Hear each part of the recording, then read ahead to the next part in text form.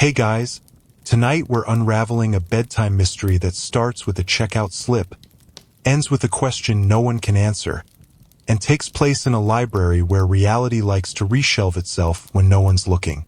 A place where books whisper, clocks lie, and the librarian who waved goodbye at dusk was never seen again. So here you are, fog creeping in off the bay, your shoes scuffing against wet cobblestones as you approach the old public library in the center of this sleepy New England town. It's the kind of place where people still whisper in the parking lot and the street lamps buzz louder than the traffic. You're not from here and people know it. You can feel the way their eyes hang just a second too long on your jacket, your backpack, your notepad. You're here because of a name. Miriam Hale. The head librarian who signed out on the evening register 5 years ago and never returned. No search, no headline, no crime scene, just vanished. At 7:03 p.m., she walked out of the front door, according to one blurry security camera still working that night. And then, nothing. No footprints, no car ignition, just fog, and the blinking red light of an empty desk scanner that still beeps. Once, every night at 7:03 p.m. So, before you get comfortable, take a moment to like the video and subscribe, but only if you genuinely enjoy what I do here. And while you're at it, tell me where you're tuning in from and what time it is where you are, because time's going to get fuzzy. Now, dim the lights, maybe turn on a fan for that soft background hum, and let's ease into tonight's journey together. The library creaks when you push open the door. You expect dust, but it's clean. Too clean. Smells like lemon polish and paperbacks. A chime rings above your head, and the woman at the front desk doesn't even look up. Just slides a clipboard your way. "Sign in," she says, in the kind of tone that's half welcome, half warning. You write your name. She raises an eyebrow. "Researcher." You nod. "Third one this year," she mumbles. You want to ask about the others, but she's already looking past you. The library feels bigger inside than out. And not in a cozy way. In a cathedral that forgot to say library way. The ceilings arch too high, the windows are stained glass. Why? And some of the shelves don't seem to end. Literally. You walk by one labeled PQ and circle around a full row before realizing you're back at O. And the quiet isn't peaceful. It's waiting. You head to the circulation desk. The same model computer Miriam would have used sits there. You start flipping through the last few days of checkout logs. Nothing strange. Until you find a record with no return date. Title, Echoes of the Drowned Moon. Checked out by Hale M. Due. Date checked out, 7:02 p.m., 5 years ago tonight. The book's still checked out. You ask the librarian at the desk, "Do you have this title in the stacks?" She looks at the screen, blinks. "That's not one of ours," she says. You ask if she can check again. She tilts her head. "I've worked here 12 years. I know what's ours." You want to argue, but she doesn't blink. Instead, she says, "You should ask downstairs." You glance at the staircase. It spirals downward into a darker part of the building with no signage. "Is that the basement?" She nods. "That's where the older collections are." You hesitate. She leans in, whispering just loud enough. She was always down there, before she left. Said it helped her think. The clock chimes behind you. Exactly 7:03 p.m. The scanner at the desk beeps once, by itself. Neither of you moves. You break the silence first. "Right? I'll go take a look." She doesn't stop you. You take the stairs, every step a creak. Not from age, but from reluctance. The library doesn't want you down here. You feel it. And yet, here you are. The lights flicker as you reach the bottom. Dust, cold air. 1,000 books no one's read in a century. You find an old directory nailed to a board. Scribbled over in pencil. Reference. History, folklore, locked, west wing. You follow the arrow to folklore. The shelves lean, the books lean. Even you feel like your body is slightly tilting. You glance down and see small notes tucked into book spines. They're all in the same handwriting. Neat, slanted, familiar, You've seen it in photocopied interviews. Miriam Hale's notes. You pull one. It says, "Some stories don't want to be remembered. They want to be felt." You're about to return it when the lights behind you flicker again. And when you look back, one of the books has fallen off the shelf. No wind, no movement, just a book titled Echoes of the Drowned Moon. You kneel. It's not from any publisher you know. The pages are handwritten. The ink still smells faintly of lavender. And on the first page, to whoever comes next, "I'm still here." Mainstream fact? Miriam Hale earned her master's in library science at Yale. She specialized in archive preservation. Smart, methodical, well-respected. The kind of person who doesn't just wander off. Fringe tidbit? The town historian once claimed Miriam believed the library sat on a resonant threshold, a place where memory and reality rub so close they start swapping stories. Historians still argue whether libraries in small towns like this became places of reverence because of the knowledge they held, or because of the things they accidentally recorded. You hold the book tighter, because tonight you're going to read it, and you're going to find out exactly where Miriam went. You carry the book to a nearby table, its surface etched with ghost-thin initials and pen stabs from decades past. The overhead bulb flickers once, then stays on, dim, humming, reluctant. You pull out a chair, the kind with carved lion paws for feet, and sit like you're not entirely sure the furniture wants you there. Echoes of the Drowned Moon stares up at you, heavier than it looks, like it's soaked in something denser than ink. You run your fingers along the spine, no barcode, no Dewey Decimal number, no library ID. You open to the first chapter, and there it is again, her handwriting. But not notes this time. Whole pages. Narration. Observations. It's like Miriam had rewritten a book that never existed, or one that exists only when someone reads it. The first passage reads, "They told me the West Wing didn't exist, but the door was there every dusk, just after the grandfather clock struck 7. You had to stand at the second tile from the fireplace and knock twice. Only then would it breathe." You glance around. There's no fireplace here, but you jot the sentence down, just in case. The narrative shifts. Suddenly she's describing a door with brass knobs shaped like seahorses, and a mirror set into the wood, though covered by parchment. She says, "I saw my reflection blink when I didn't." You pause. That's the kind of sentence you reread not because you didn't understand it, but because your spine asked you to, and you obeyed. You flip forward. A new section. Monday, October 17th. I left a note for whoever follows. It's on page 143 of the Keeper's Almanac. If you find it, I'll know you're real. Your head snaps up. You don't even think. Just rise from your chair, the book still open in your hand, and walk toward the closest shelving unit. No idea why you believe this. No clue if the Keeper's Almanac even exists. But it does. Row C, shelf 7.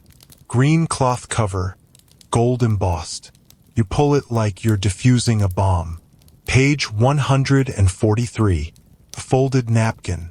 You unfold it, hands suddenly clammy. Inside, in that same slanted script. You've felt it now, haven't you? The stacking. This library doesn't sort knowledge. It stores intent. Enough of it, and the shelves bend. You reread that line 3 times. You look around, and it clicks. The stacks lean not from weight but from memory. The very architecture of this place is emotional. Historically, libraries have always had odd energy. The Library of Alexandria reportedly had entire wings restricted to those of balanced mind. And the Vatican's secret archives? Well, scholars still argue whether it's secrecy or sanctity that gives them that peculiar tension in the chest. Fringe theory. There's a 1970s hypothesis that certain library layouts produce infrasound, frequencies low enough to trigger dread, dizziness, or euphoria, depending on the user's mindset. Unprovable, but tempting, right? You go back to the table. Echoes of the drowned moon waits. Page lifted slightly like it was breathing while you were gone. You return to the part about the West Wing. Second tile from the fireplace. There's a fireplace upstairs. You saw it when you came in, tucked into a reading alcove no one used. You hesitate, then you go. Back up the stairs, quietly. The front desk librarian is gone. Not on break. Just not there. You cross the main hall. The fireplace is unlit, cold, but clean. Ornate mantel, brass trim, and yes, tiles in front. You count. 1, 2. You knock twice on the second tile. First, nothing. Then you feel it. A gust, faint but real, curls around your ankles. You press your hand to the tile. It dips. A click. To your left, a section of bookshelf full of old encyclopedias slides back. Not all the way, just enough to let a breath of stale, ink-soaked air whisper out. Behind it, a hallway, dim, dusty, smells like wet newsprint and forgotten questions. You step through. The door slides shut behind you. No switch. No handle. Good. This was always going to be a one-way trip. You follow the hallway until it widens into a room. No windows. Stone walls lined with metal shelving, the old industrial kind. A single desk lamp glows at the far end, illuminating stacks of books that don't look like they belong to any library system you've ever seen. You lift one. No title, just a black cover. Inside, hundreds of names, handwritten, line after line. Some are crossed out, some are underlined. You flip to the last page. 3 names. R. Soulis, exit denied. K. Moro, exit pending. M. Hale, ekit incomplete. Exit? You turn to another book. This one is titled Borrowers Beyond Close. You laugh dry, nervous. You open it. Your name is on the last page. And next to it, entry logged. No date. No exit.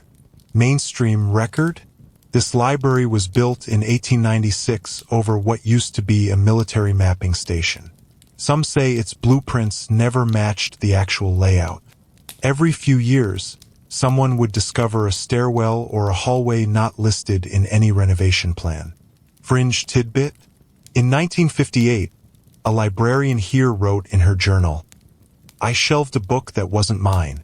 It knew my name." You suddenly feel observed, not watched, just remembered. That's worse. You look back down at echoes of the drowned moon. You brought it with you. Of course you did. You open to the bookmarked page. A note added in the margins. If you found this room, then you've already changed. Be careful. This place doesn't let go of anything that wonders too loudly. Your breathing slows. Your pulse doesn't. And you wonder, did Miriam ever leave this room? Or did she just get cataloged? You stand in that room longer than you should, the silence pressing in on your eardrums like static before a storm. Your name, handwritten on the last page of a book that shouldn't know you, keeps flashing in your mind like a low-level emergency alert. You close Borrowers Beyond Close, but not before catching the faintest smell of ink and candle wax on its pages, like it's been freshly written just for you. You slide the book back onto the shelf, though you have a creeping suspicion that it may not stay there. You move toward the desk at the far end of the room, the lamp casting a pool of yellow light over what looks like, yep, more handwritten notes. Not just Miriam's this time.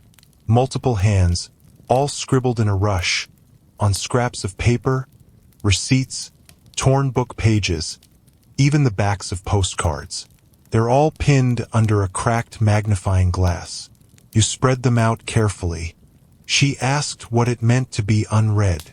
Don't let the clock find you looking back. When the stacks shift, that's your chance. If you think you hear her voice, it's not her. Yet, they don't tell you much. They tell you everything. You reach for another page and realize it's from a book. The sea that waits to speak. It's not even supposed to be real. A myth among fringe collectors and underground book circles. A novel rumored to only appear to people who've lost something they don't remember losing. You remember an article. Some academic on the West Coast who claimed to find a copy in 2004. Said it had no binding, only thread. He died the following year. Fell down an elevator shaft in a building that didn't have an elevator. Historians still argue whether the book was a hoax or a curse with excellent PR. The page in front of you, it's torn from chapter 9. And in the margin, Miriam wrote, "She walked deeper, thinking she'd hear the ocean. She didn't. She heard herself, a version no longer hers." You shove the note into your jacket pocket. You're not sure why. You move toward the back of the room, where a second door, barely visible, waits beneath an exit sign that flickers in and out. You try the knob, turns, and swings open to reveal a hallway lined with shelves. Again, but these shelves are different. No books, just items, glasses, scarves, namatax, folded notes, half-burnt candles, one flip phone, a crumpled train ticket from 1972. A single brass nameplate reads, "Unclaimed returns." Each object is labeled with a tag. You scan the first few. Gloria M. Always waited for Tuesday. James T. Never finished the last page. R. Benton. He thought it was just a story. There's a chair in the center of the room, facing nothing, empty. You don't sit. You walk slowly, absorbing the strangeness, the sheer humanness of it. Whoever or whatever cataloged these new things, deep things, personal things. At the far end, another shelf. This one empty, but it has a label. Reserved Hale M. You stop breathing for a second. The tag looks new, and just under it, another written in handwriting you don't recognize. Incoming you. Not your name. Just you. Chill. Full body. Even your teeth feel cold. You step back. Your foot knocks something over. A box. You crouch and open it. Inside, a stack of library cards. Old ones. Laminated. Stamped. Stained. You flip through. They all have different names. But every single one has the same photo. Miriam Hale. Same face. Same distant half-smile. Same hairstyle even when the card is dated 1943. Or 1919. You count them. 7. 7 lifetimes, maybe. Or 7 people who thought they were her. You remember something from the book upstairs. She walked through the wrong door and left through the right mirror. It sounded poetic. Now it sounds plausible. You take one of the cards and tuck it into your notebook. Not as a souvenir, as insurance. You turn and walk back the way you came, only to find that the hallway has shifted. Not the shelves, the path. What was once a straight shot is now a curve. Like the room rearranged to see how you'd react. You walk it. No choice now. And when you turn the final corner, you're back at the fireplace alcove. But it's not night anymore. It's dusk. And the scanner beeps. 7:03 p.m. Again. Again. You check your watch. It says 2:14 p.m. It's wrong. Or the library is. You step out into the main lobby. The front desk librarian is there again. Sitting like she never left. She glances at you. You went downstairs. You nod. She squints, like trying to remember something. Funny. You look familiar. You smile nervously. I get that a lot. She frowns. No, I mean, you remind me of her. You don't ask who. You don't need to. You leave, but not far. You sit on the bench outside the library, the fog heavier now, and you wonder, was the person you are now the same one who walked in? Because something stayed behind, and something else left with you. You don't go far that evening, just far enough to breathe or try to. The town square is empty, except for a cat sitting like a statue near a flickering lamppost, and a kid dragging a stick along the curb, eyes vacant, humming something ancient sounding and off-key. You sit on a bench and look back at the library, looming in the fog, its stained glass windows glowing faintly like watchful eyes pretending not to stare. The book is still in your hands. Echoes of the drowned moon. You open it to the next chapter, pages curling slightly in the humid night. No title, just a sentence at the top. Some books don't end, they wait. Below it, Miriam's notes take on a different tone. Not documenting, confessing. I thought I was researching something buried, but now I think I was just the next chapter. That the library already knew I'd come, and that it already knows how I'll leave. You close the book. It's too much. Instead, you dig out the napkin from earlier, the one she left in the keeper's almanac. You run your thumb along the edge and notice something else written faintly along the fold. He came in 1966. Same shelf. Different ending. You suddenly remember the town historian's name, Reuben Solis. From the registry in that secret archive. Exit denied. You don't know why, but you get up and walk back to the library. It's closed now officially. Lights dimmed. But that doesn't stop you. Around the back there's a gate. Locked, yes, but the hinges are old and the padlock is more rust than metal. And you, well, let's just say you nudge it open like you've done this before. You slip inside and retrace your steps to the lower floor. The hallway smells the same, but something's different. A sound. A voice? Faint, rhythmic, like whispering filtered through static. You follow it back into the unclaimed returns room. The chair in the middle isn't empty anymore. There's a figure sitting there. Still, back to you. Your breath catches. You take one step forward, and the voice stops. The figure turns slowly, but there's no face.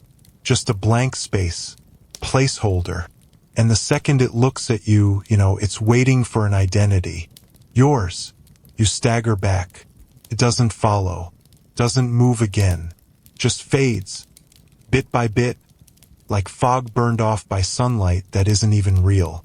You look to the shelf labeled Reserved, Hale, M. Now there's a book there, small, green, handbound. You pick it up. It's cold, soft, smells like rain on paper. You open it to the first page, and nearly drop it. It's her journal, but the entry is dated tomorrow. He found the faceless watcher, didn't name it. Good, that means he might still leave. You swallow hard. The handwriting on the next page looks like yours, only older, tighter. Like someone mimicked your style but had more time with the pen. You write something now just to test. And before the ink dries, the words you just wrote vanish. Replaced by a sentence. Stories don't want to be told. They want to be kept. Mainstream history. The Dewey Decimal System has been around since 1876. A structured way to make knowledge navigable. But not all libraries use it. Some have closed stacks, areas where only librarians are allowed to browse, supposedly for preservation. Fringe theory. In 1993, a researcher in Germany claimed that certain libraries across Europe shared identical phantom books, titles that never appeared in the catalog but could be found if the right person asked the wrong question. Historians still argue whether those books are real or remembered into existence. You put the journal back. You don't want to carry something that knows what you'll do before you do. Instead, you head for the rare books vault. The door is open this time. The air inside is colder. The room is windowless, lined with locked glass cases filled with ancient tomes. Vellum-bound, handwritten, illuminated. You walk slowly, eyes scanning spines with no titles. Then you see it. A mirror, hung above a display pedestal, surrounded by velvet ropes. It's out of place in a room of text. And worse, it's clear. You approach, and you see yourself, but not entirely. Your expression is not quite right, off by a fraction. Your smile lingers too long. Your blink is half a beat behind. You raise your left hand. So does your reflection. But your fingers are smudged with ink. His fingers are clean. You take a step back. It doesn't. And then, finally, it moves in sync again. Like it changed its mind. Like it decided to play along. You walk away slowly. Try not to look back. But in your peripheral vision, the mirror ripples. Not much. Just enough to make your skin crawl. You find a small card left on a pedestal nearby. It reads, "Who returns the reader?" You don't know, but it's a question that will haunt you. You tuck the card into your pocket. As you exit, you glance back one more time. The mirror is still, but your reflection is gone. You don't run. Running would feel like an admission that something chased you. Instead, you walk briskly back toward the elevator that leads to the main floor. The rare books room fading behind you like a memory you'll question in the morning. If morning happens, the elevator takes longer than it should. You tap the button. Once, twice. Then the light flickers on. An apologetic chime sounds, and the doors slide open to reveal not the elevator. A room, square, empty, except for one thing, a desk. And on it a single red library stamp. You blink. You check the hallway. Yes, you're still underground. You should be rising, leaving, stepping back into air that doesn't taste like dust and forgotten questions. But instead, the elevator is offering you a decision. You step in, because of course you do. The doors close behind you. There are no buttons, no floor numbers, no control panel, just the stamp. You approach it. It's old, brass, smudged with dry ink. The kind that leaves a smell you can't quite wash off. The kind that stains your fingerprints with something symbolic. Next to it, a card sits face down. You flip it over. Borrower confirmed. Condition, pending. You glance at the stamp again. There's a slip of paper next to it, pre-cut to size. Blank, like it's waiting for you to make something official. You don't stamp it, but you consider it. Because if you do, something final happens. You're not sure what, and that's the part that freezes your hand midair. You step back. You speak aloud for the first time in what feels like hours. No. The room hums like the walls have been listening. Then, ding, the doors slide open behind you. And now it really is the library lobby. Lights normal. Ceiling not pulsing. Everything back in its place. Almost. You walk to the front desk. The same librarian from earlier is still there, reading a newspaper you're certain wasn't printed today. She looks up. You've been busy. You nod. Is there a Miriam Hale archive? Her mouth tightens. Then, it's restricted. You stare her down. She sighs, folds her paper, and pulls a key from a drawer. Top floor, attic stairwell, last door on the left. You thank her, but she's already looking away, like she regrets telling you, like you're already a ghost to her. You climb. The stairs to the attic are narrow, wooden, old enough to complain with every step. The final door is unmarked. You unlock it. A blast of warm, dry air greets you. Smells like cedar, old perfume, and maybe Ozone? You step into a space that doesn't make sense. It's a perfect replica of Miriam Hale's office. Not a dusty copy. Not a forgotten annex. A replica. Clean. Maintained. But she's not there. Not physically. Instead, her scent clings to the air, lavender and old tea, and there's her sweater on the chair, and her notebook on the desk, and the same photograph you've seen in the old microfilm articles now resting in a frame. A young woman standing in front of the library, eyes too knowing, holding a book with no title. You sit at the desk. You open the notebook. It's a diary, her final entries.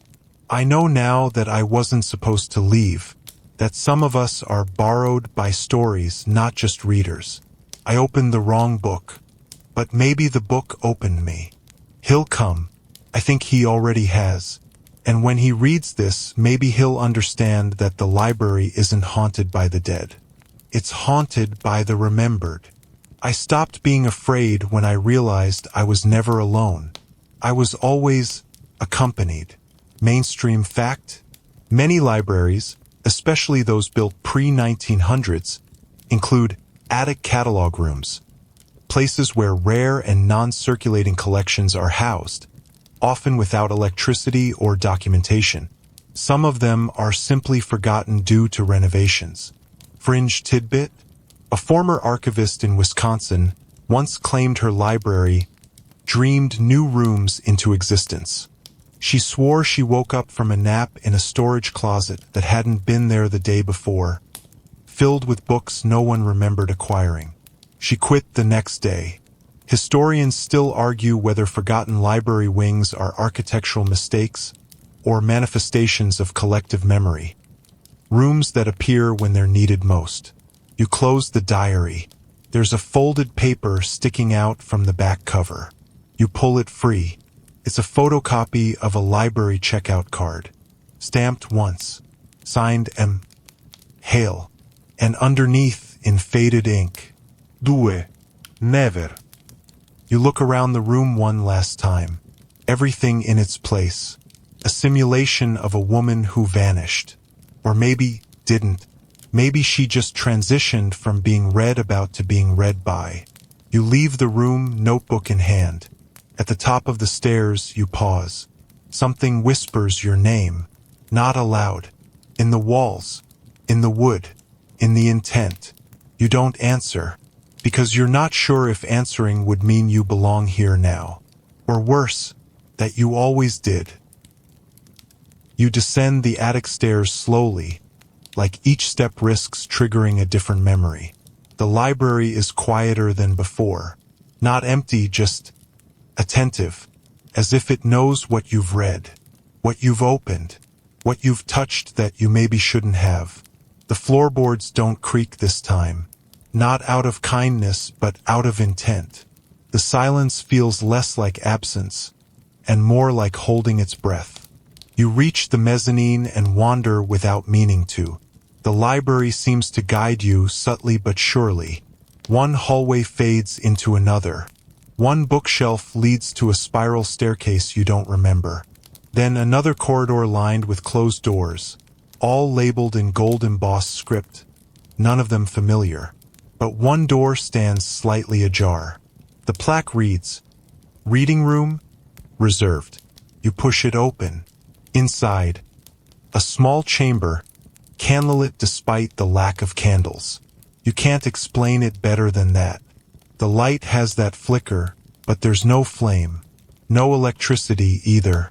The shelves are circular, forming a perfect ring around a single velvet armchair in the center. And before that chair sits a reading table with one book already opened. You step in. The door shuts behind you with a softness that doesn't match the weight of the wood. The book is massive, bound in leather, pages rough at the edges like someone filed them by hand.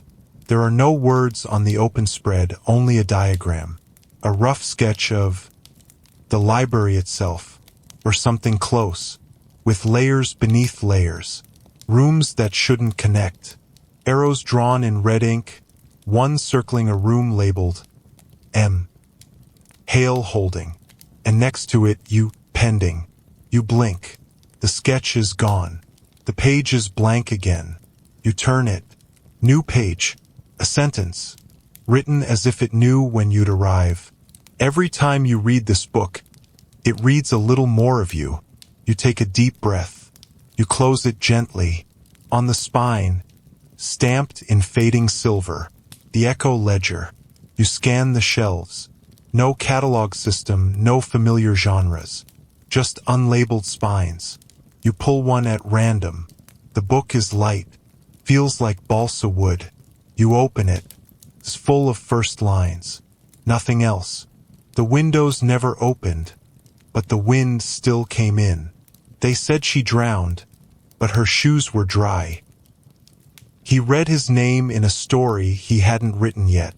You close it. You whisper, "What is this room?" The shelves do not answer, but something shifts. The book you touched, now it's glowing faintly. Its title, Threaded Silences, now visible. The second you speak it aloud, another one on the opposite shelf flickers into view. You pull that one, too. It's cold. Inside, one sentence. She left at dusk, and that was the last thing time remembered. You realize what this is. Not a reading room, a listening room. You're not just absorbing stories.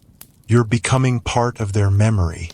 Every choice, every word, every glance. It's writing itself into the library's subconscious. And someone else might read you one day. Mainstream fact? The idea of living libraries isn't just metaphorical. Some Nordic countries have experimented with human libraries, where people are books, checked out to share lived experiences face to face. Fringe tidbit? There's an abandoned monastery in northern Italy said to house a library that rewrites itself monthly based on the emotions of whoever last entered. No one's confirmed it.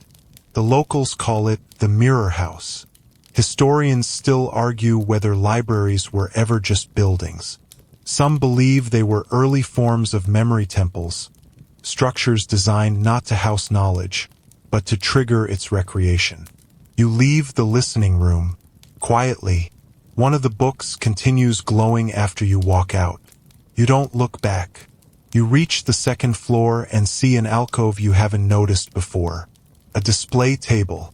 A sign above it reads, "Unreturned book log, in memoriam." You stop. A single open ledger lies on the table behind glass. Columned names. Due dates. One entry repeats every 20 years. Name Hale, M. Title, Echoes of the Drowned Moon. Due. Status, active. You notice something else. Another row beneath hers. Name, blank. Title, to be determined. Due. Status, preview. You back away, heart thumping. You look up. The grandfather clock by the main atrium chimes once. 7:03 p.m. Again. But your watch says it's only 5:46. Time is fraying. We're looping. We're just done playing fair.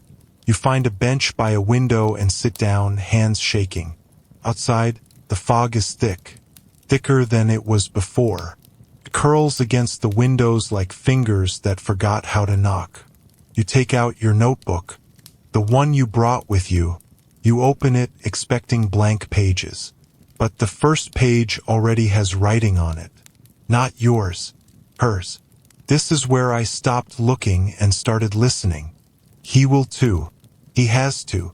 It's not about escape. It's about becoming readable. You flip to the next page. Blank. But you're not. You've been written into all of this. And the story isn't close to done. You're still holding your notebook, but it doesn't feel like yours anymore. Not entirely. It's heavier, somehow weighted with potential. Not just the kind you bring in, but the kind the building has for you. Like the library is waiting to see what you'll write, or what you'll become. You wander. Not aimlessly, though you tell yourself it is. You follow the feeling. That strange, gentle pull toward the southwest side of the library, where the windows are stained with blue glass and the shadows fall diagonally, like slashes on the floor. A wing you haven't explored yet. The sign over the threshold simply reads, "Staff only," but the rope blocking it is slack, frayed, like someone wanted it to look closed off without actually stopping you. So, of course, you step over it. The temperature drops by 3 degrees, instantly. Not enough to see your breath, but enough for your body to wonder if it should turn back. You don't. The hallway narrows, the carpet giving way to hardwood. You walk past doors labeled not by genre or department, but by questions. Who do you think you are? When did it start? What do you remember that never happened? You stop at the last one, because the door is open. Inside, a long, narrow room lined with filing cabinets. Metal, gray, decades old. You open one drawer expecting dust and bureaucracy. Instead, you find cassette tapes. Hundreds of them, each labeled by hand. Returned dream number 2482. M. Hale Whispering Room, tape 3. Unknown, no timestamp. You pull one marked only with the word late. No number, no date, no voice listed. There's an old player sitting beside the cabinet, as if someone knew you'd come. You pop the tape in, press play, static. Then, Miriam's voice. I waited until the fog covered the parking lot. I thought that would be enough. That dusk was the safest time. But it found me before I could finish filing the returns. The stories were too awake. The ones in the West Wing, they didn't want to sleep again. One of them followed me out. I think it's becoming me. Your hand tightens around the edge of the player. You rewind. Play again. This time it's different. Your voice. I think I'm becoming one of them. Or maybe I always was. Just hadn't been shelved yet. You stop the tape. The silence afterward is louder than the sound was. You stand there for a while. Maybe 5 minutes. Maybe 30. It's hard to tell anymore. Eventually, you take one tape from the drawer. Label it yourself. Just a name. Just today's date. Then slide it into an empty slot. Because now there's a part of you here, too. Mainstream fact? The Library of Congress holds more than 3 million audio recordings, many of which are still uncatalogued. Among them are open reel donations from private collectors who claim to have documented dreams, automatic writing sessions, even recordings of seances. Fringe tidbit? In 1977, an audio archivist in Ohio insisted he found a tape that contained 5 minutes of silence, except it wasn't blank. When amplified, it allegedly contained whispers reciting names that had never been written. Historians still argue whether our obsession with archiving sound is about memory or control, whether we record to preserve the past or to pin it down like a butterfly, afraid it might fly back and rewrite us. You close the drawer. You leave the room. But as you pass back through the hallway, you notice one more thing. There's a new door. It wasn't there before. And it's labeled, very plainly, exit. No question this time. Just that word. You hesitate. Of course you do. But your legs carry you forward. You reach for the knob. The door swings open. And behind it is not a hallway. Not a staircase. Not a street. But the stacks. The deep ones. Not the curated bookshelves for public browsing. No. This is the core. Rows upon rows of dense, tall shelving, filled with volumes that look ancient, hand-stitched, hand-painted, hand-remembered. You step inside. The smell is older than history. Dust, oil, skin, parchment, something vegetal, something not quite plant. The shelves stretch far, in both directions. You can't see the end. But what makes your heart stutter is this. Every few feet, a small brass plate appears. Name last seen. You read one. Benton, AR, Aisle 3, 1979. Another. Solis R. Aisle 7, 1966. Another. Hale M. Aisle 9, 2018. And then one freshly polished. You, Aisle 14, pending. You're not sure what it means. Not yet. But you know where you're going next. You walk. And the further you go, the quieter it becomes. Until the silence has shape. And weight. And memory. You keep walking, each step an act of strange commitment. Aisle 14 feels miles away, or maybe it's always right ahead of you, always out of reach unless you're the right kind of lost. The kind who no longer wants to be found. The shelves grow taller here, books heavier. Their spines have no titles. Just symbols, sigils, sometimes fingerprints etched into leather. You pass one shelf where every book is identical in size, color, even weight. When you try to pull one, it doesn't budge. None of them do, like they're not ready to be read. Or they've decided you're not ready. The brass plate at the end of the next shelf glints faintly in the low light. You, Aisle 14, pending. It's real. You're here. Whatever here means anymore. You stop at the shelf beside it.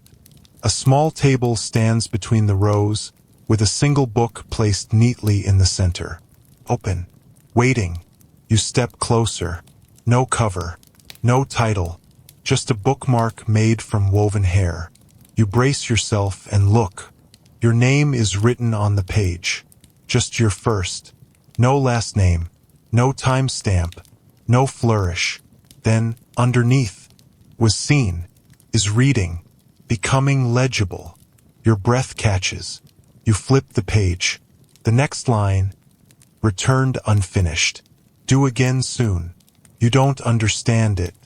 But some part of you, buried deep, the part that remembers dreams you never had, does. The book doesn't end. It just waits for you to write more. You close it. The air around you hums low, like a throat clearing, or a system rebooting. You turn, finally noticing the sidewall. It's not bookshelves here, it's photos. Dozens. Hundreds. All framed. Some fading. Some newer than they should be. Each one labeled. Names. Times. Sometimes nothing but a year. You walk slowly past the rows. Hale, 2018. Benton, 1979. Ruben Solis, 1966. Unknown, 1941. Unknown, 1921. Unknown, unknown. Then one at the very end doesn't have a frame. Just a pinned photo.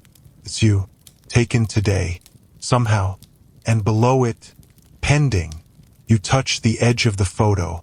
It's warm, like it was developed just moments ago. You try to take it down. It won't move. You back away.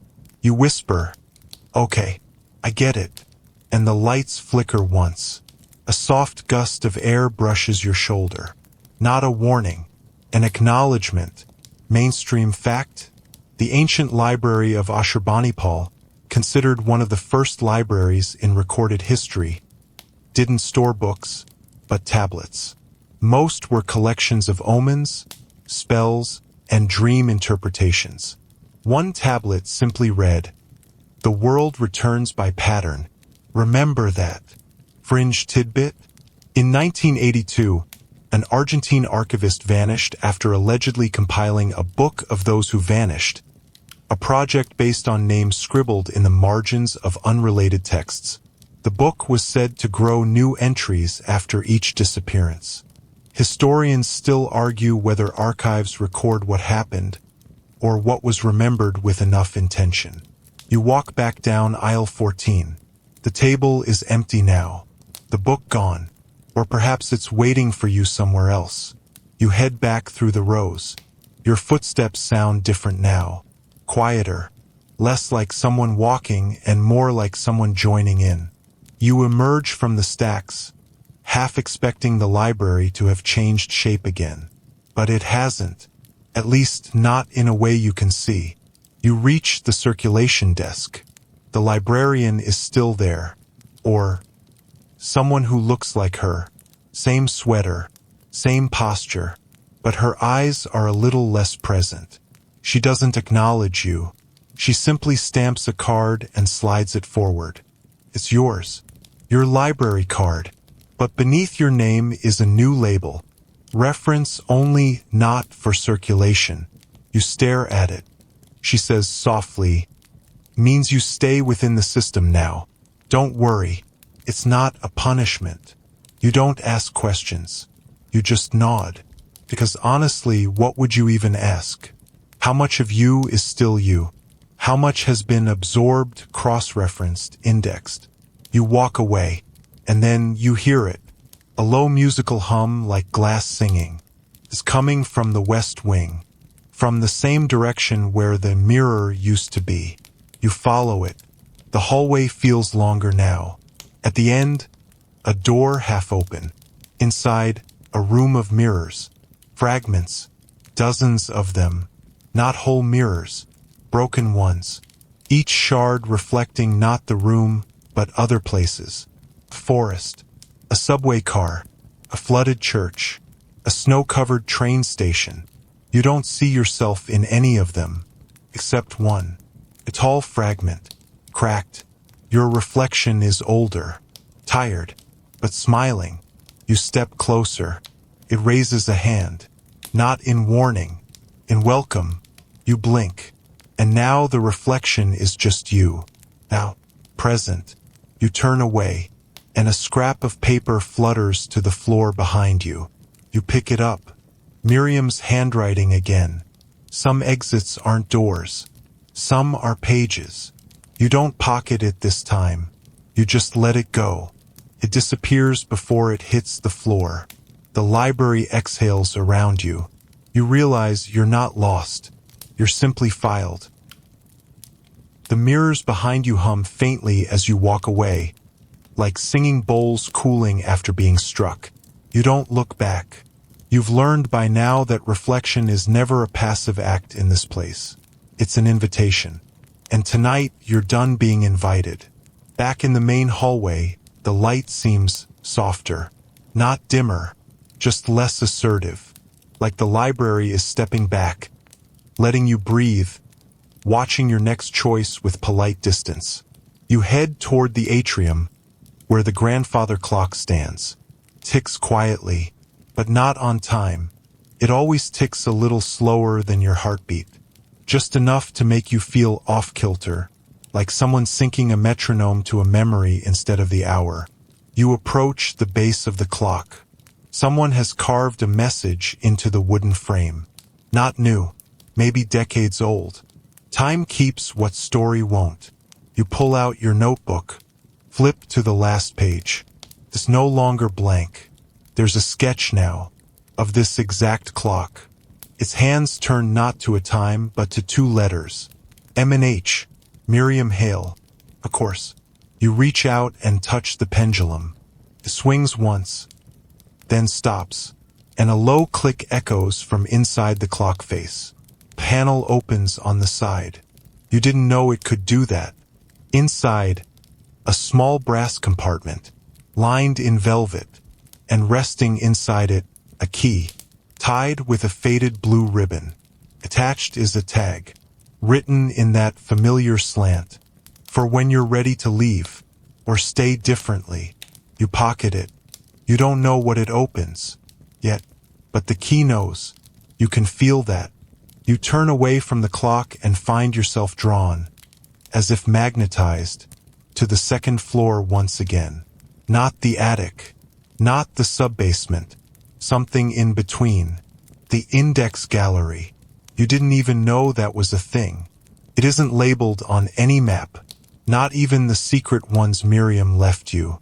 And yet here you are, rows and rows of drawers, like a card catalog but far larger, heavier, each one labeled not by author or subject, but by tone. Whispers, warnings, returns, almost unsent. You open the drawer marked almost. Inside, envelopes, each addressed, each one opened, then resealed. You pull one out at random. It's addressed to Miriam Hale. Return address, your handwriting. But you never wrote this. You unfold it. I don't know if you're still reading. I think I am. Or maybe I've been read. Either way, I'm still here. Still unfinished. Still curious. You close it. It reseals instantly in your hands. You put it back. Drawer by drawer, you find more like it. Letters never sent. Messages to people lost or becoming lost. Some of the handwriting is yours. Some isn't. One envelope isn't addressed at all. But when you open it, the page is blank. Then slowly, letters begin to appear, like ink rising through skin. You are now a location, not just a person. You shut the drawer, and the lights flicker. Only once. Mainstream fact? Some of the world's oldest libraries, like St. Catherine's Monastery in Egypt, contain documents never read since their storage. Not because they're hidden, because the script used in them is entirely unique. No known language. No cipher has ever worked. Fringe tidbit? In 1969, a visitor to a London archive claimed she found a note addressed to her inside a 14th century manuscript. Scholars dismissed it as coincidence until she produced a photo, taken before she was born, of the same document with her name already in it. Historians still argue whether history records names, or if names seek out history. You glance down. A slip of paper has appeared under your foot. You pick it up. Miriam's writing. He found the key. That means the library accepts him. He hasn't chosen yet, but he will. You're not even surprised anymore. You just tuck the slip into your jacket. You're being written, but also writing, somewhere between author and artifact. You walk back toward the central rotunda, the place where the ceiling looks painted, but isn't. If you stare long enough, the mural above moves. Clouds roll. Stars blink. And tonight it's a full moon up there. Only there's no moon outside. You check. The windows all show fog. But above you, on the ceiling, moonlight pours down.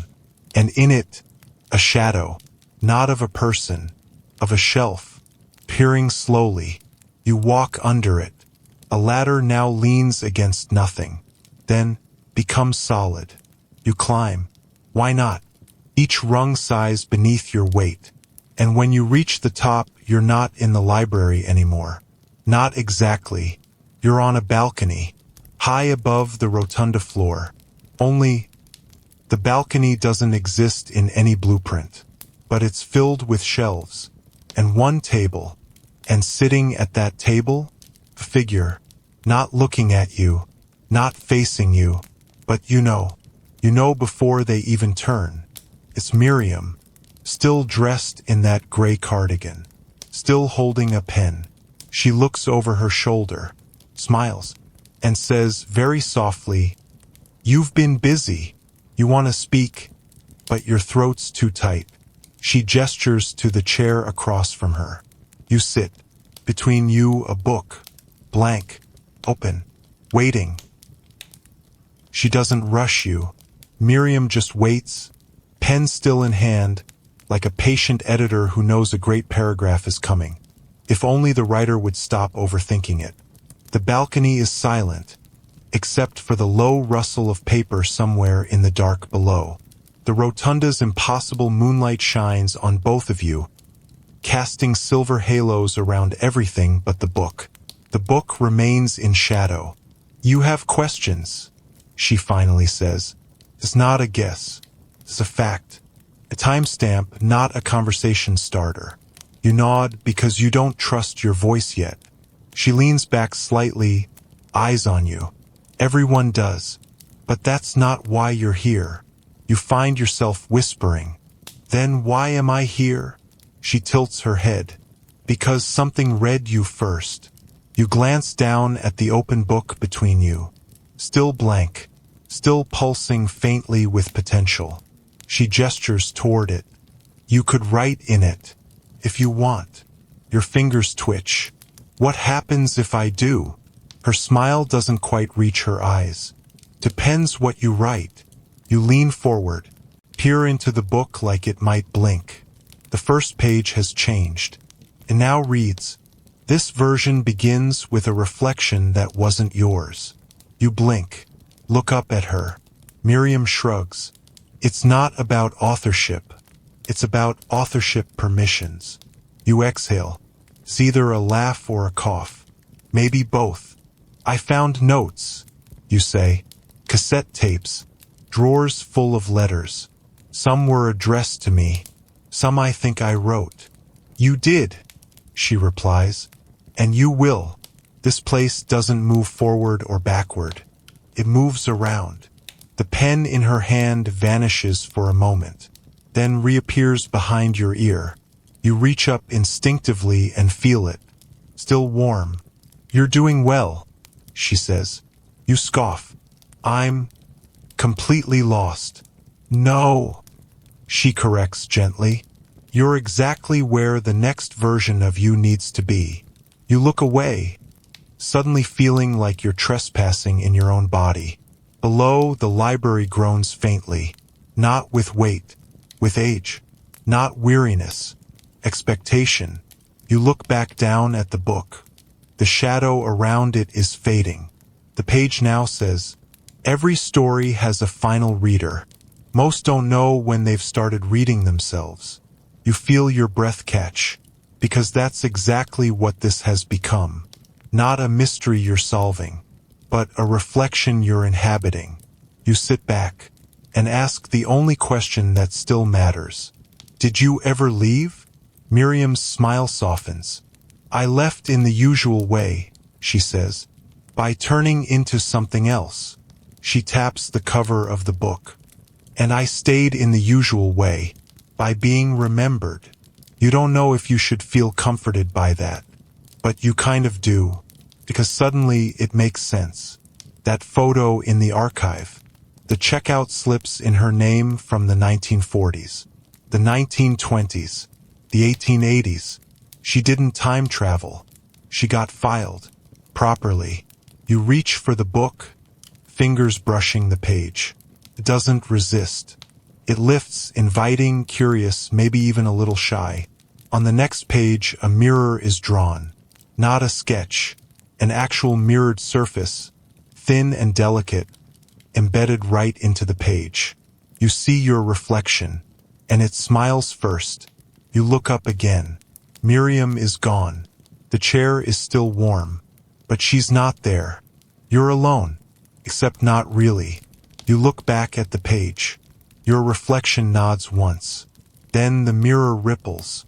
Gone. The page reads, "Your section begins now."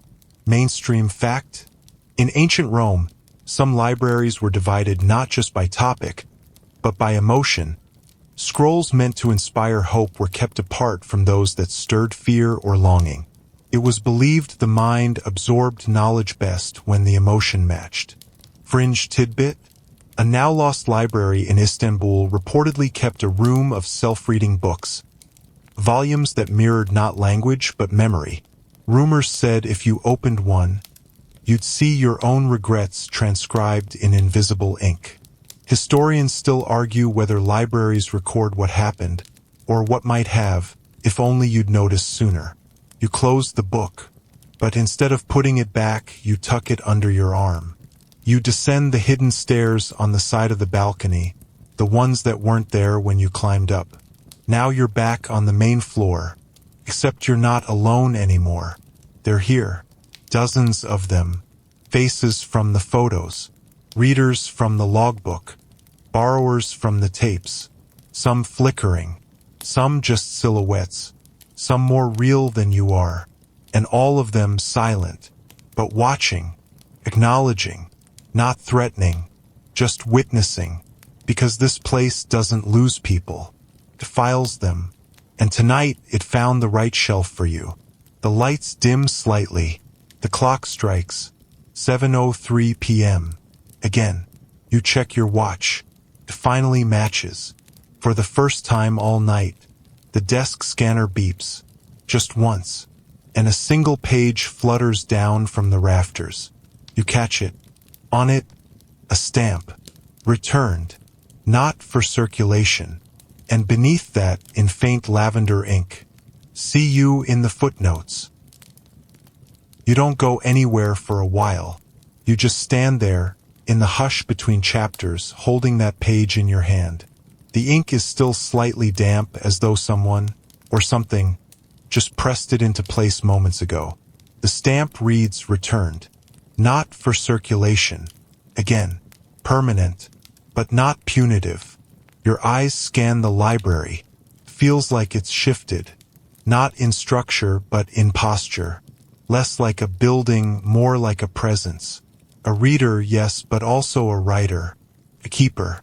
And maybe, just maybe, a collaborator. You finally move. Slowly. Carefully. Not out of fear anymore, but respect. Reverence, even. This place doesn't demand quiet. It earns it. The hall you find next is narrow, lined on both sides with glass cases. These aren't for rare books. They're for anomalies. A journal filled entirely with palindromes.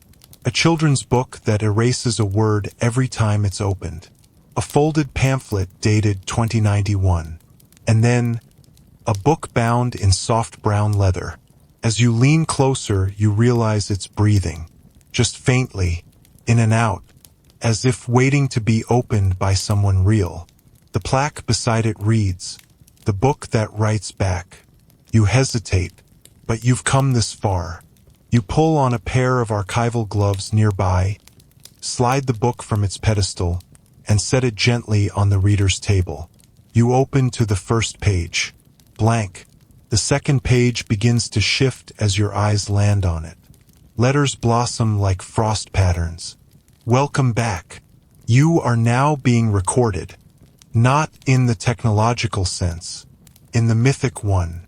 You flip ahead. Follows you. The reader walks on the path. The story builds the path behind them. You whisper, without thinking, "Is this mine?" And the next line writes itself. It is now. You ask it a question quietly, like you're asking a sleeping friend. What happened to Miriam? The response takes a moment. She's in circulation. You frown.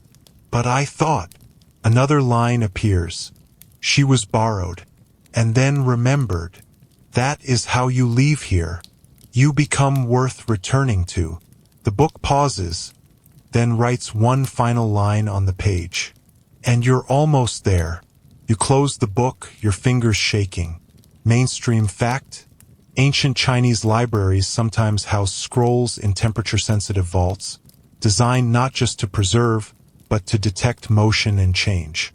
They weren't just libraries. They were early alert systems. Fringe tidbit? In 1985, a man in rural Vermont claimed a book followed him home from a private collection.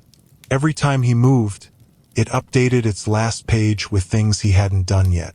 When he threw it away, the final line simply read, "You know where to find me." Historians still argue whether stories are containers of truth, or whether they are truth pretending to be containers. You place the book back in its case. It exhales.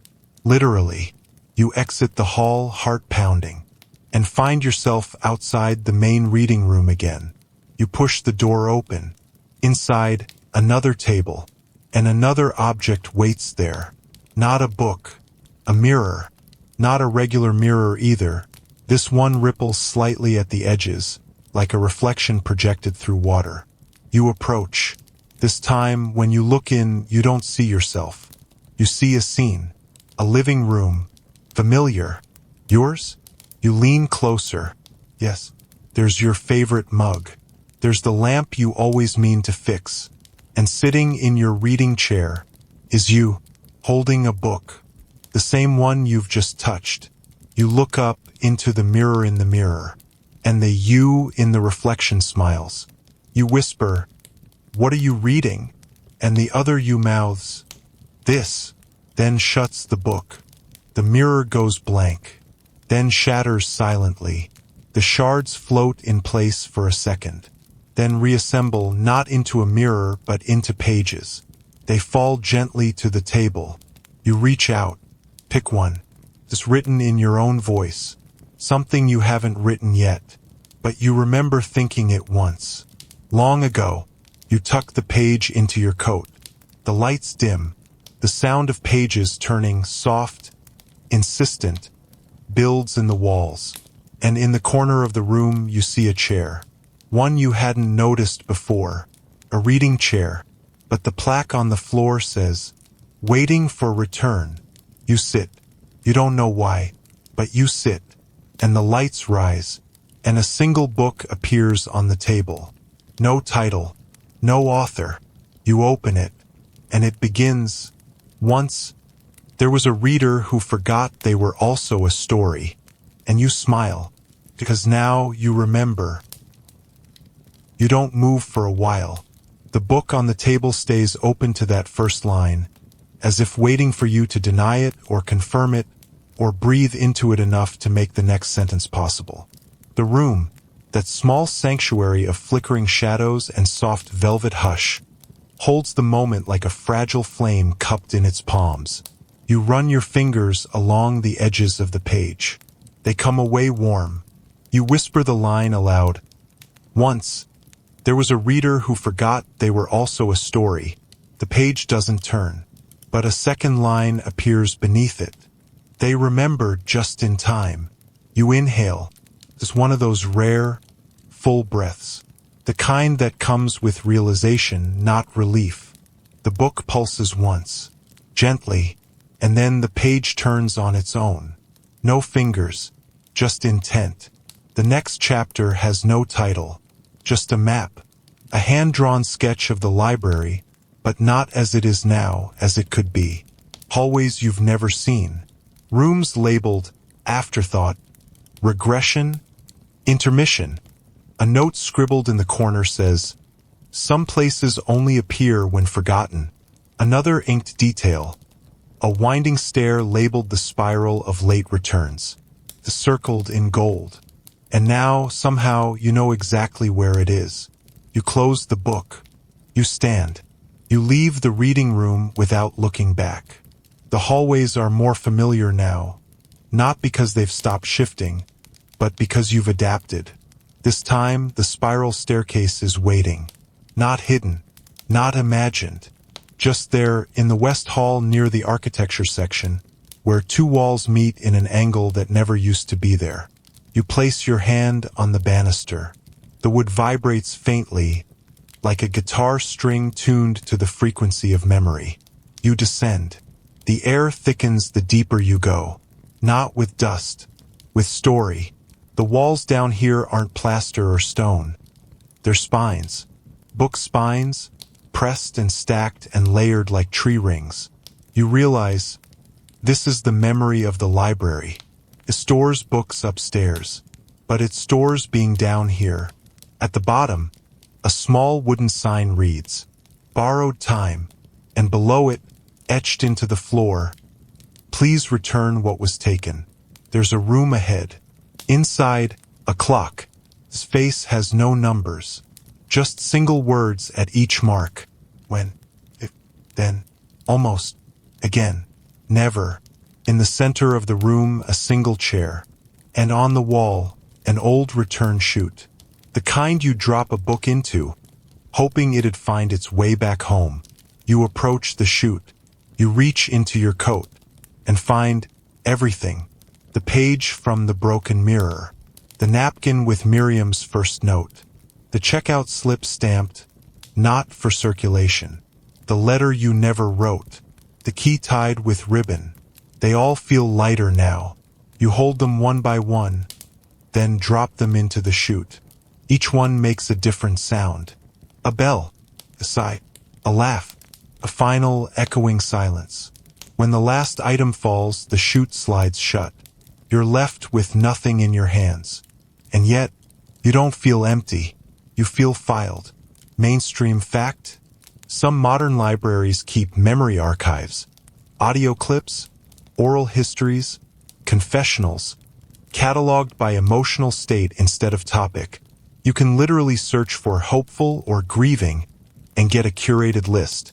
Fringe tidbit? An urban legend among book restoration experts tells of a manuscript that would erase itself slowly unless read aloud once every decade. The one time it wasn't, the next person to find it found only a mirror inside the cover. Historians still argue whether preservation is an act of love or a refusal to let go. You leave the borrowed time chamber. As you ascend, the spiral seems shorter, because the weight is gone. And at the top, a new hallway has opened. A plaque reads, "Returned readers." You walk it. There are portraits now. Not painted, printed in ink. Portraits that shift as you pass. Sometimes showing strangers. Sometimes showing versions of you. In one frame, you're older. In another, younger. In another, simply elsewhere. Reading. Smiling. Forgetting. Remembering. The hallway ends at a door. Glass. Frosted. Warm to the touch. You open it. It's the library lobby. Lit gently. Quietly. But now you know its shape. You feel its breath. And you're not afraid of being watched anymore. Because you realize the library is not just a place. It's a reader. And it chose you. You cross the library lobby slowly. The kind of slow that comes when your legs work fine but your mind is somewhere else. Lagging behind by a step or two, still tracing the meaning of what you just gave back. Still listening for echoes in a chute that no longer responds. The world here isn't silent. It's quieted. There's a difference. Silence is empty. This is full of pause. The grandfather clock ticks once.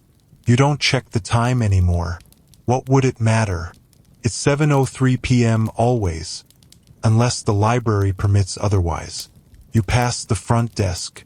The librarian is gone. Just the chair remains, spun slightly like someone stood up and left mid-thought. A single note is resting where the stamp pad usually sits. Reader cleared for departure, if desired. That word again.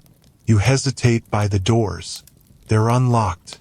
The fog outside is still there, more silver now than gray. Soft, rolling, a cloud of hush that parts just enough to promise a path. You think about stepping through, but you don't. Not yet, because something inside you turns sharply, like a page flipping itself. And you remember something you hadn't meant to forget. The annex. It was marked on that secret map. Tucked behind the closed for renovation sign on the 3rd floor. You never checked it. And now, somehow, you know you must. Because no story ends at the front door. Not this one. You head upstairs.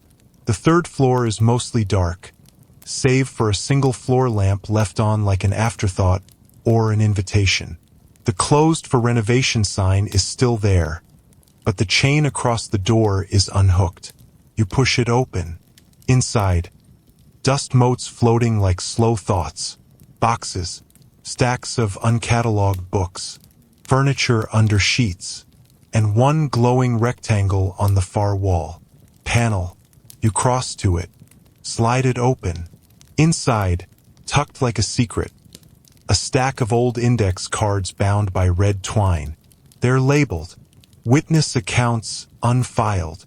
You sit on the edge of a dusty table and start flipping through. Each card is written in a different hand. Saw her near the audio tapes. Vanished when I called her name. Heard footsteps 2 aisles away. I was the only one in the library. She told me to keep reading. Her voice came from a book. Then one card is in your handwriting. I think I'm being cataloged. I'm not afraid. Just noticed. You didn't write that. But also, maybe you will. The next card is blank. You write one word on it. Returned. It doesn't disappear. Doesn't change. It just is. You place it at the top of the stack and return it to the panel. The light dims. You stand, brushing dust off your coat. You head back down slowly, past the whispering gallery. past the mirror that no longer reflects, past the tapes that no longer hum. Each hallway nods to you, not literally, but with a shift in shadow, a shift in scent, a shift in silence, a recognition.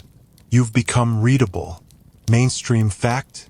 In several Eastern philosophies, libraries weren't just houses of knowledge. They were considered transitory spaces between spiritual states. Reading was seen as a ritual act of transformation. Fringe tidbit? A 19th century spiritualist named Alma Fenn claimed that books had auras that adjusted depending on who held them. She once reported a volume that glowed when near someone who had dreamed of its contents. Historians still argue whether memory lives in objects, or whether memory is what objects borrow from us. You reach the ground floor.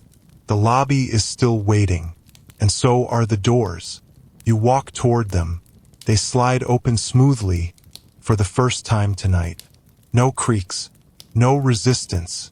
The fog kisses your face, but the street beyond is clear, not of fog, of doubt. You feel it in your ribs. You could leave, right now. You could walk into the night and forget most of this. Let it become the kind of dream you tell once at breakfast and then never again. But there's a card in your coat pocket. You reach for it. Not the library card. The other one. The one that says, reference only, not for circulation.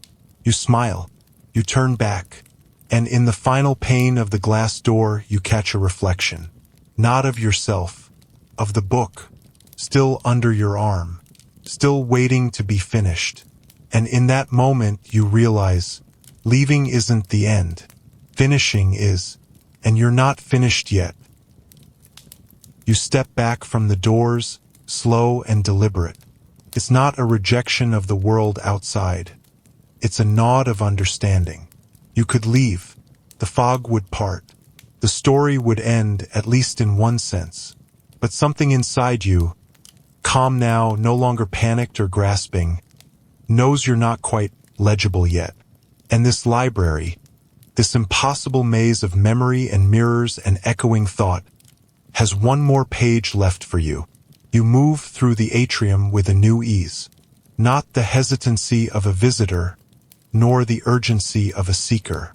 You belong here now, not permanently but intimately, like a favorite paragraph, dog-eared, reread, meaningful to someone you'll never meet. The elevator dings as you pass it. Open, empty, inviting. You step inside without pressing a button. There are no buttons anyway, just a single line etched where the floor numbers would be, where you are needed next. The doors close, and you descend, but not down. Feels more like inward, through layers of presence, past everything you've already uncovered, until the doors part again and reveal the archive of forgotten endings. A marble floor, rows of sealed glass cases, and on each pedestal, a book, each one closed, dustless, labeled not with a title but with a moment. The apology never sent. The day she changed her mind. What he would have said if he'd stayed. And finally, one in the center of the room. You almost. You walk toward it. Hands trembling, but only slightly. The case opens with the barest touch. You lift the book. It's warm, like someone just set it down.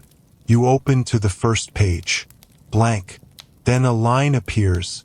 This is what could have been, if you had chosen to forget. You turn the next page. More lines forming slowly. They describe your life as if you'd never walked into the library. As if the letter never reached you. As if the tape never played. As if you'd dismissed that strange name, Miriam Hale, as a curiosity and not a calling. A version of you full of comfort and forgetting. Not better, not worse, just unwritten. You flip through the pages. The book stops writing at page 39.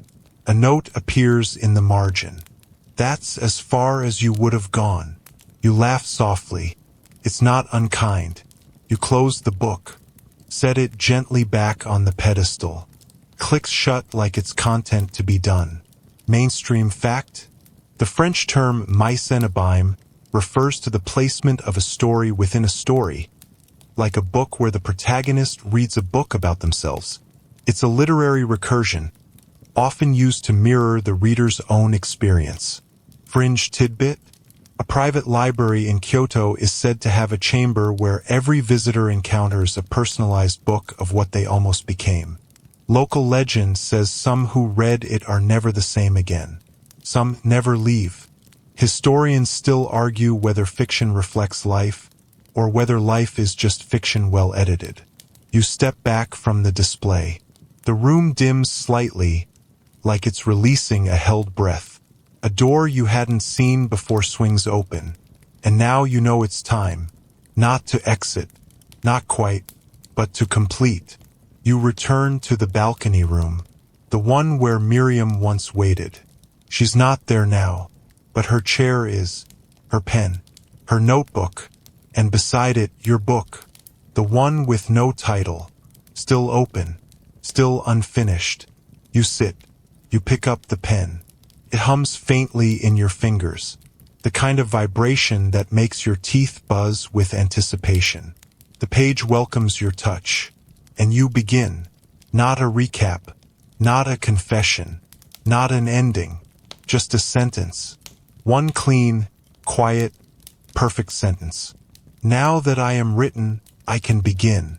The pen pulls the rest from you, line after line, not rushed, just ready. You don't even notice the lights fading, or the air growing warmer, or the books around you turning their pages in quiet applause. All you know is this: you were never just a reader. You were a chapter waiting to be printed. And now, you belong on the shelf. There's no final flourish, no curtain to drop, no flash of blinding revelation, just the steady scratch of a pen across a page, the hush of a story settling into its final rhythm, and the soft certainty that you've become part of something both enormous and intimate. You sit in the balcony room long after the last line is written, not because you don't know what comes next, but because now you do. The book is closed gently, the pen returns to its place, and something in the wall sighs, not in grief, but in relief, the kind of sound that says, "This one finished what they came to start." You rise, stretch. The view from the balcony is different now. Not darker, just quieter. Below, the shelves glow gently, not with light, but with recognition. They've filed you, but they've also freed you, because that's the trick, isn't it? Stories don't trap us. They clarify us. The elevator waits again. This time, there's no label, no command, no destination. You step in, and when the doors open, it's the lobby, again, still, but something's shifted. You're the change. The desk is unmanned. The clock no longer ticks. And outside the windows fog, yes, but a lighter one. The kind that rolls back at your approach. You walk past the checkout counter. Your library card rests on the edge. Stamped now. Completed. You smile. The doors part before you.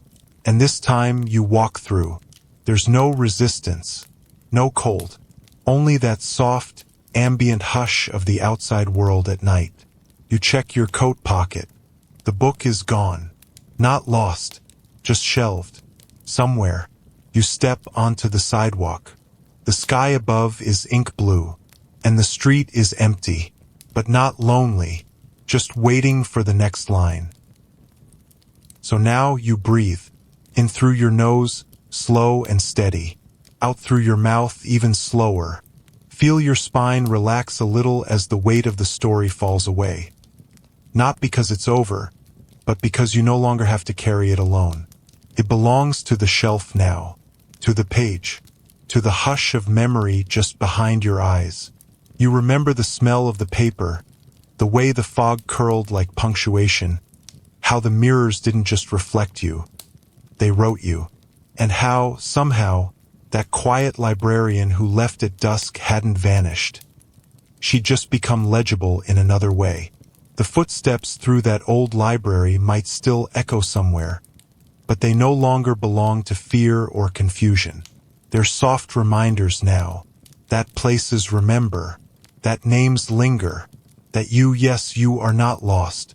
You are simply a story between readings. So let your thoughts soften now. Let the world around you fade into the comforting warmth of sleep. The clock doesn't need to tick. The shelves don't need to rustle. The questions don't need to be answered tonight. You've been read. You've been understood.